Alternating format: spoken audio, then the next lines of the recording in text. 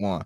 What's up, y'all? Welcome back to the 1025 podcast. This is episode 14. I'm Jordan along with Kristen and Ayana, and we're doing another artist spotlight today. The last one we did was on Rihanna, and today we're going to be taking a look at one of the most interesting and definitely one of the most influential figures in contemporary R&B, Abel Tesfaye, or as we all know of him as The Weeknd. Now, my introduction to The Weeknd, pretty much like everyone else, was through pretty much his 2011 mixtape House of Balloons, and then of course his mainstream hits on Beauty Behind the Madness. And I definitely think he's one of the most interesting acts in modern music today. So we're going to be taking a look at 4 videos: The Knowing, Pretty, Belongs to the World, and King of the Fall. First, we're going to start off with The Knowing. Now, this was his first music video, and this was directed by a guy by the name of Mikel Colombo. I hope I said that right. I'm really horrible with names. And it uses this really interesting art style known as janky vision, which basically he photographs different settings and different people, and he edits it up. It's almost like a visual collage, basically. So I'm gonna let you guys start off first and what you guys kind of understood, because this music video is definitely really like WTF, what the heck did I just watch? So what were you guys' thoughts on The Knowing? I'm gonna be completely honest with you. Music videos like that are like very much all over the place, and there's a lot of digital glitching going on the screen and stuff. It's really hard for me to follow. I liked the song a lot, but I couldn't pay too much attention to the video all that much. Yeah, I got you. It's a video that definitely is not is weird compared to the other videos that he's released over the years. Kristen, what were your thoughts? The video needed a little bit more background to understand the images, because it was just like a series of still images throughout the whole thing. Maybe if I knew the meaning behind them, then I'd understand it more. Yeah. Now, from what I've pieced together from this music video, because I've watched this video numerous amounts of times, and it almost, I feel like this video, The Knowing, it symbolizes the creation of The Weeknd as this caricature of Abel's self, I did find it weird that it had a very space opera aesthetic to it, very similar to Star Wars and all that type of stuff, because you see like certain ships that were rising, and they kind of look like the Star Destroyers in Star Wars, as well as the Ethiopian imagery. Now, Abel is Ethiopian, his family is from Ethiopia, and I think the scene where it had the planet, I think it was called Ethio X, is splitting apart. I think that represents Abel's heartbreak, and it represents him slowly turning into the dark figure, introverted figure that we know of him today, basically. Yeah. Let's see. I also think near the end, when the woman removes his heart, I also think that was also, an example of his creation, because The Weeknd, in most of his songs, from House of Balloons to Thursday, Echoes of Silence, and everything else, he always portrayed himself as this just heartless, cold human being, albeit very douchebaggery. He kind of doesn't have this.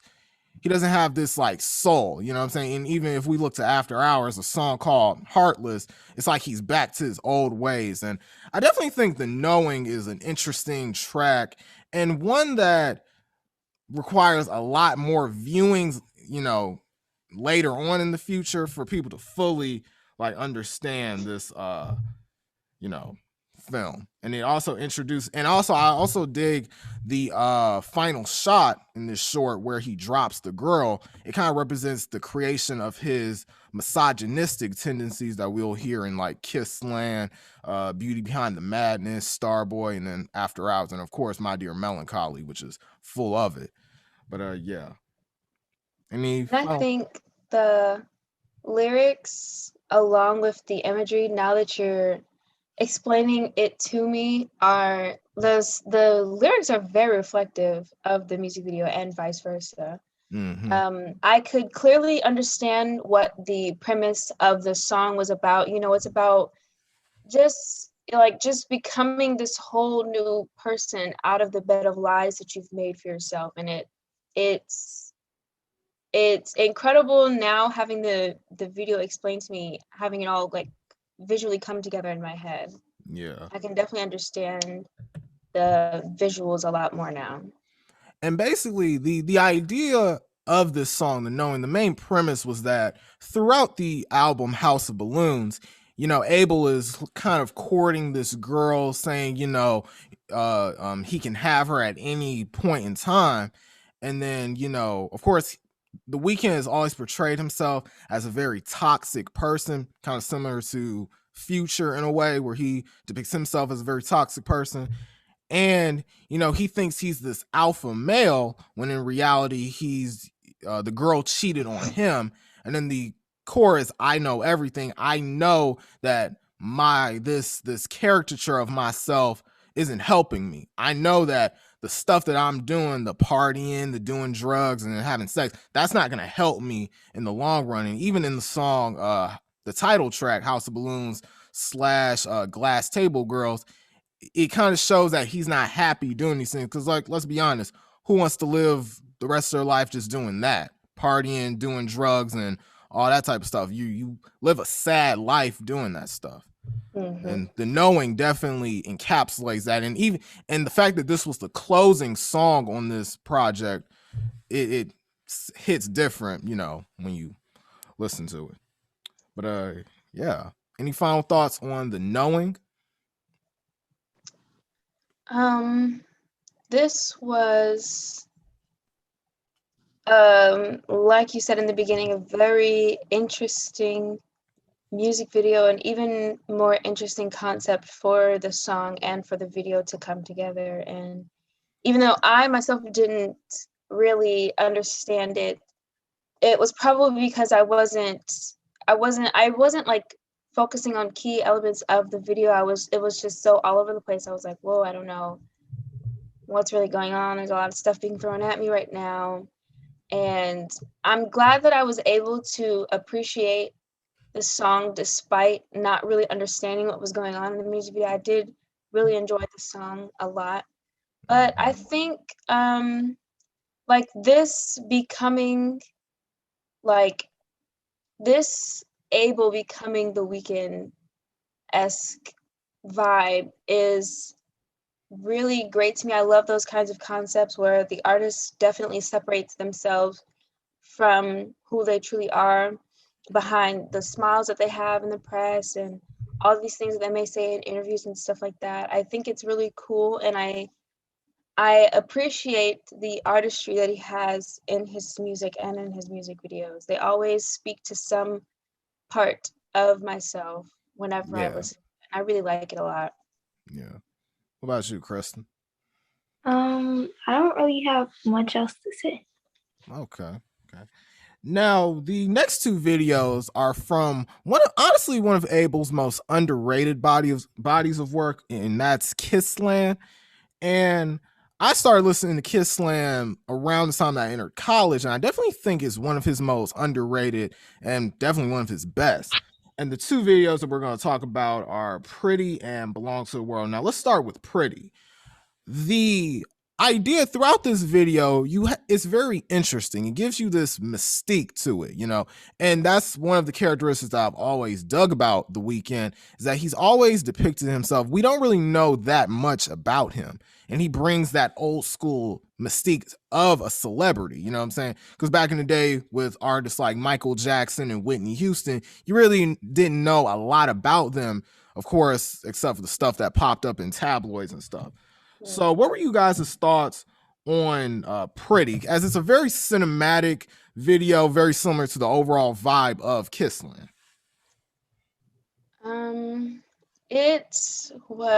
I think this might be my favorite that we previewed for today. I think it was a really good, like, short cinematic story, and the whole scene at the end was really, really surprising for me, because it felt like this whole oh man, this guy's getting ready for this date. I don't know how he feels. Is he nervous? Is he excited to see this girl? He's Yeah. picking up all this stuff for her. He's going to get he gives this guy a card for some special ordered flowers, I guess. And then just for him to come back and shoot the girl up because I'm guessing, committed adultery with some other guy. I was like, okay. That was a little lot. It was a lot. Yeah. But it was an interesting way to tell the story because it felt so calm up until like literally the last 45 seconds where he just lets loose. I'm like, wow.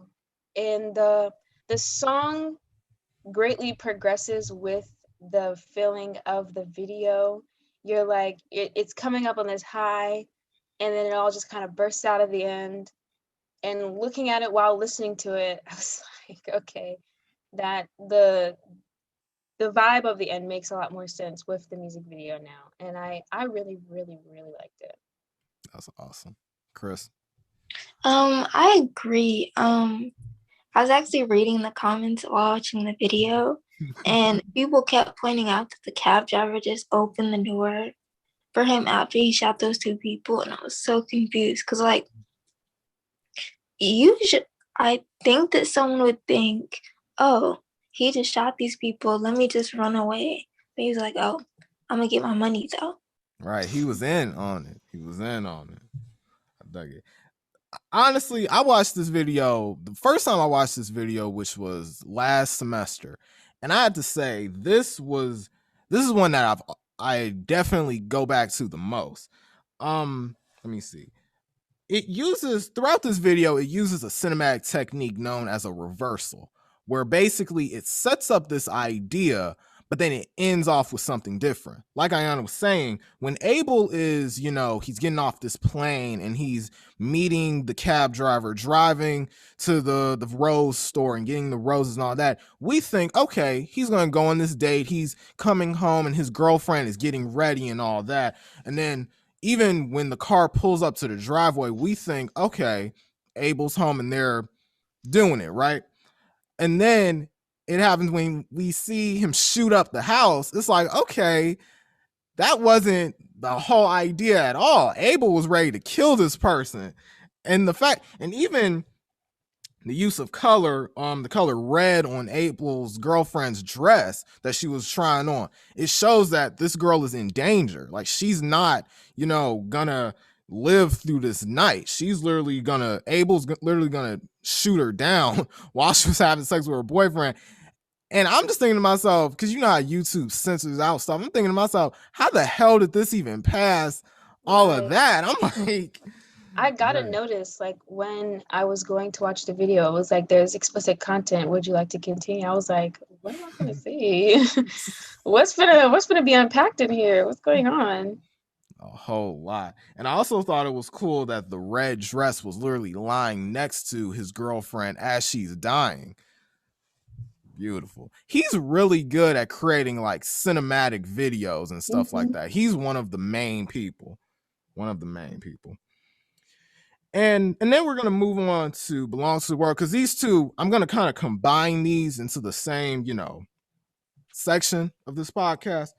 And Belongs to the World reminds me, because Kissland metaphorically is Abel getting out of Toronto, and this is the first time he's out of his comfort zone. The city of Toronto, his hometown, was the aesthetic that he was comfortable in. It was a city he was comfortable in.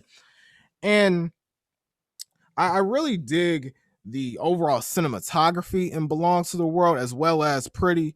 It almost reminds me of the 1982 film Blade Runner. Kissland, the whole Kissland aesthetic reminds me of Blade Runner. Mainly for the fact that it has a very cyberpunk aesthetic, which is similar to Ghost in the Shell, Akira, very anime influence. Yeah. So what were you guys' thoughts on Belong to the World? I thought that I could be completely interpreting this wrong, but a part of me feels like Belong to this World and Pretty are like a part of the same storyline, but just told at different times in their relationship or whatever you would want to call it, I truly feel like Belong to This World would have come first in the sequence. And he's like falling in love with this girl, and she's just so beautiful to him, but he knows that she's big, like she's not some kind of small time entertainer or anything like that. She's like a household name. And so it's like she belongs to everybody. It's like you can't truly have her to yourself because there's always somewhere out there who desires her. Maybe it's a fan or some other person who's admired her for so long. But you get into a relationship with people who have what you have, if not more, when it comes to media and being famous or an influencer, and you feel like you're sharing that person with other people, so you can't really have them. Yeah. And so I feel like in the song he's talking about, well, you're what I've wanted. You're everything that I could hope for, but I don't truly have you. I don't have your whole self. And so with that, afterwards comes Pretty, where he's like, it's no use.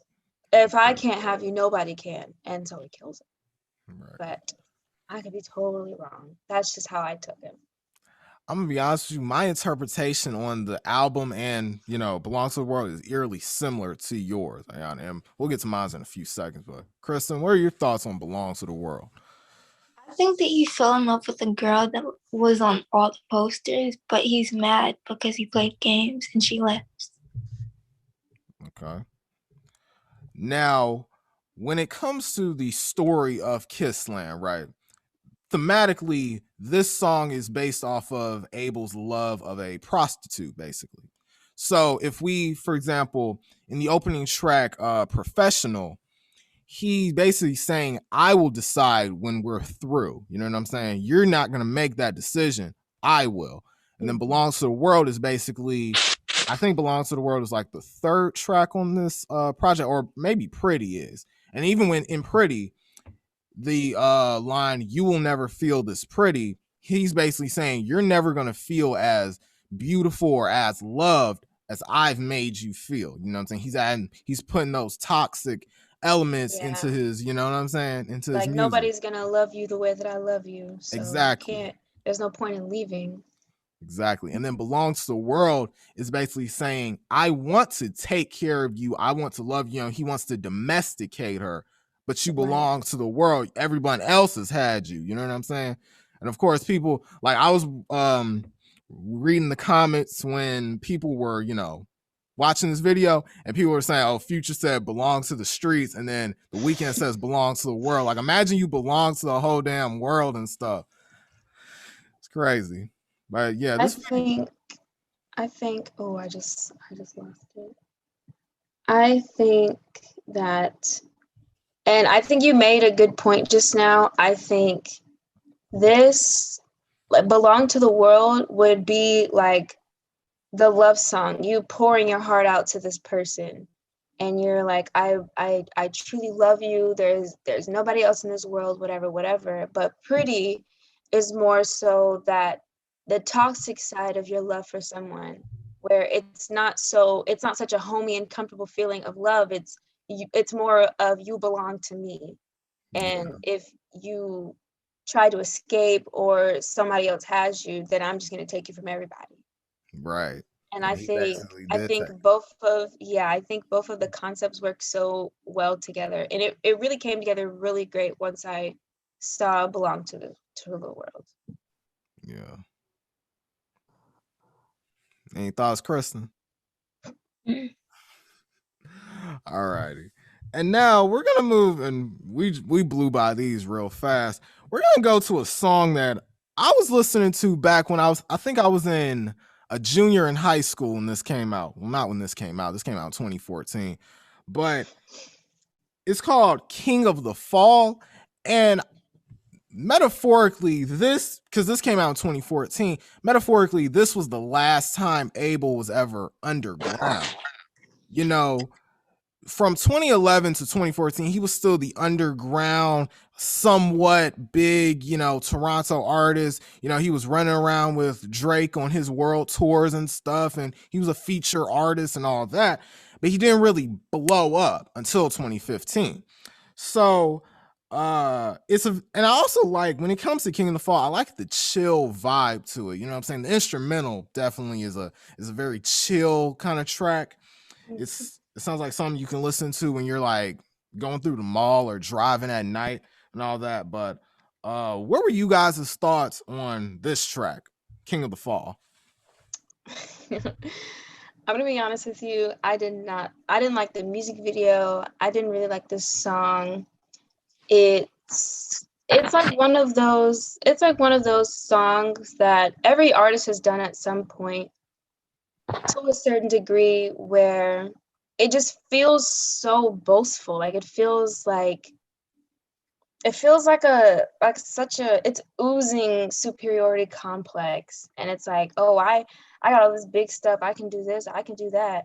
I travel to here and there in a day. Can you do that? Something, however it's presented. And I won't say it's not a great song. It was produced very well. The vocals were great, and I'm sure outside of my perspective, the music video was just as great, but it wasn't my cup of tea. Yeah, I didn't really enjoy it. Kristen? I think the song didn't have any real message to it. Besides maybe like, I have a girl at home and I love her so much. I love life and I'm like, I don't know. Yeah. I understand where you guys are coming from when it comes to this song. To me, when I first heard it, I instantly got it, because this was basically him telling the world, like in the closing chorus, when I touch down, I'm gonna shake shit up. That's basically him saying, when I become successful, which of course he became. And this song also foreshadows his successful career, basically. But going back to what I was about to say, he basically says, when I touch down, when I blow up, I'm gonna go crazy. I'm gonna be the biggest artist in the world. I'm gonna rival all of y'all's faves and all that type of stuff, which of course he did. And I just like the overall, personally, the overall confidence to it. Throughout all of the Weeknd's music, he's always portrayed himself as this very just sad, mopey, and lonely dude. But when I hear this, it's like, okay, he's ready for action. Similar to, and of course I got to bring in Drake. When it comes to most of his music, he's the in his feelings type of person. But when you listen to If You're Reading This Is Too Late, this is him on Demon Time. Like, and I just love that. Like, that was like the energy that I was bringing in senior year of like high school. Like, when I become successful, I'm gonna be, the man. I'm gonna do this. You know what I'm saying? And nobody can tell me nothing. I dig it. And although it can come across as very arrogant here and there, you gotta understand where this dude, came from. This guy was homeless when he was like a teenager. He dropped out of high school with his friends, and he was like, okay, we gotta make something happen. And they did. And I think it's so crazy and a bit of a coincidence that both of the artists that we've highlighted so far dropped out of high school to pursue music and took it so seriously, and now they're one of the biggest names in the game. Exactly. They've come from nothing. They've had to make it all on their own, maybe with like a few friends along the way, but I just think and even though I don't like the song, I can definitely understand the vibe and why it would be such a popular song, because it's just that like that pick me up kind of song that you're like, yeah, I'm gonna be something one day. Yeah, I'm gonna be something bigger than all of y'all. Y'all just wait and see. Exactly. And I like the energy. I definitely understand, and the tone of the song is very great, and I am proud of how far he's come from Toronto. Now he's this big name, and like him boycotting the Grammys is like an actual big deal. It's something really important to the music industry. Yeah. And I really applaud that, because he's come from this to, he's got this whole cinematic storyline with After Hours, and he's performing at the Super Bowl. And I'm sure if you told younger Abel that he was going to be performing at the Super Bowl, he'll probably believe you. Like, yeah, I'll probably do that one day. Yeah, because I'm great. I just dig it because that was the main energy that this song gave me. Like, it was just a confidence boost, you know what I'm saying? Because, you know, throughout high school, you know, you just going through the motions and high school kicking your ass and all that type of stuff, and then you listen to this and it's like, oh nah. When the high school reunion happened, all y'all gonna be like, dang, this dude became successful. The high school reunion. I know. Screw that. I ain't going to mine. Oh man. Yeah, but I think the lineup for I think this particular lineup is a reflection of all of the Weeknd's music and his discography and what he can do with his sound. There's 4 different songs here, 2 being, in my opinion, of the same storyline, but they all have such different vibes. They've got different sounds to them, and they make you feel something different. Pretty made me feel like Pretty made me feel like I was giving up something. Mm-hmm. Belong to the World made me feel like I was a part of something. Yeah. You know, King of the Fall made me feel like I'm bigger than what I think. I'm gonna be bigger than what I am. Yeah. It's all just I love his music, and his discography is so vast and so different, and I love it. I love The Weeknd. And also, I have to just bring up his influence, because when House of Balloons dropped, there were so many artists that were inspired by that record. Like, you know, because even if we look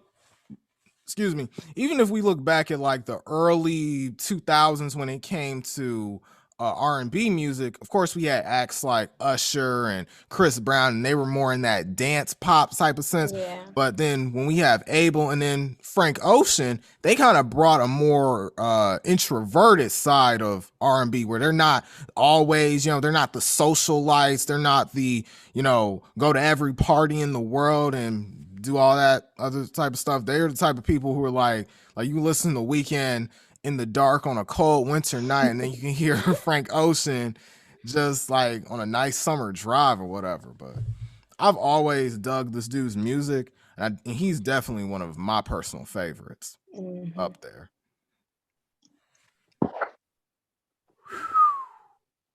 But yeah, any final thoughts on King of the Fall, you guys? You know, after your explanation, I think I'm warming up to the song. Okay, yeah, but yeah, that was a short one. Thank you guys for watching the 1025 podcast. I'm Jordan, along with Diana and Kristen, and we'll see you next time. Peace.